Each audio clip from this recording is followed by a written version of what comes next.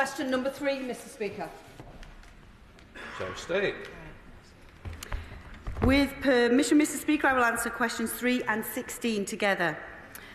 The tragic death of Brianna Ghey will be at the forefront of all of our minds. An investigation is ongoing and we should not assume the facts of the case. However, I did want to take this opportunity to express my deepest sympathy to her family and friends. Schools should be safe, supportive and calm places where children are taught to respect each other and staff. The government is clear that bullying is absolutely unacceptable. Since 2016, we have provided a total of over £5.5 million to a number of anti-bullying organisations, including the Anti-Bullying Alliance and others, to support schools to tackle bullying. Tim Johnson. Thank you, Mr Speaker, and I thank the Secretary of State for her response. But according to research from Stonewall, students identifying as transgender are more likely to report having a bad experience at school or college as a result of bullying. So can the Minister commit to ensuring that schools and colleges are obligated to record incidents of transphobic bullying and provide guidance on how to support students report such incidents? Secretary.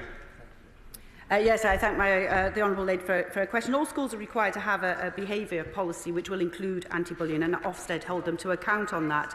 But we also recognise that issues relating to sex and gender can be complex and sensitive for schools to navigate. I'm currently working with my right honourable friend, the Equalities Minister, to develop guidance to support schools in relation to transgender pupils. It is important that we are able to consider a wide range of views in order to get the guidance right, and we have committed to holding a public consultation on the draft guidance prior to publication. Dame Angela Rees. Thank you very much, Mr Speaker. Could I just take this opportunity to add my thoughts and condolences to the friends and family of Baroness Boothroyd. Voting for Betty to become the Speaker was the first vote I ever took part in this House, and of the 5 years that Parliament took up, I think it was the only vote we won.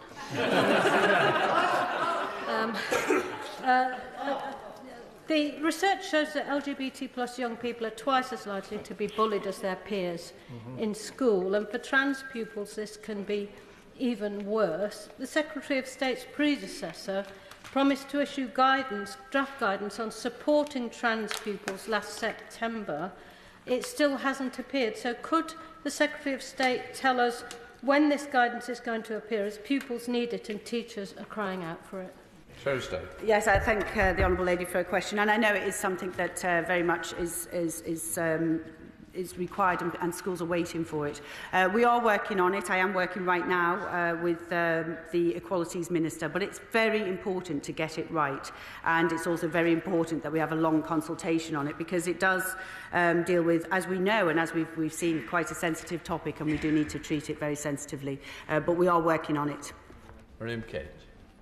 Mr Speaker, at least 80% of schools now have children with trans identities, up from just a handful a decade ago.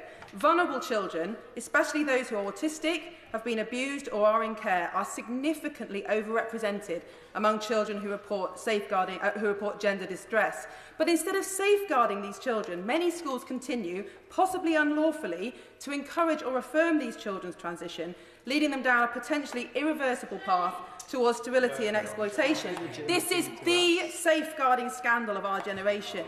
And yet the department still has not produced this guidance for schools, despite the reports of Dr Hilary Cass. What are the delays to this safeguarding guidance being produced? I thank my honourable friend for the question. I wouldn't say there are delays, but we are working right now to get it right, and I'm sure that my honourable friend will be also speaking to the Equalities Minister to make sure that all the views are represented. You know, it's very important that we do protect those who are victims of bullying and hate-related bullying, such as those also with special educational needs. As we know, there is a lot of crossover between those that are different for different ways, for different reasons, but get increased amount of bullying, and we must do everything to stop this. Sir David Evans. Thank you, Mr Speaker. Alongside young people's academic recovery, surely supporting their mental health and well-being must be a priority in all of our schools. Can my right honourable friend confirm that this government is investing an extra £7 million this year to train senior mental health leads for schools and colleges? Secretary of State. Yes, I can confirm that my honourable friend is absolutely right. We've been investing in senior mental health leads in each school, but also on top of that, mental health support teams are being rolled out across schools as well. And I think it's around about 26% of schools at the moment, and will be the target is to have 35% of schools by 24-25.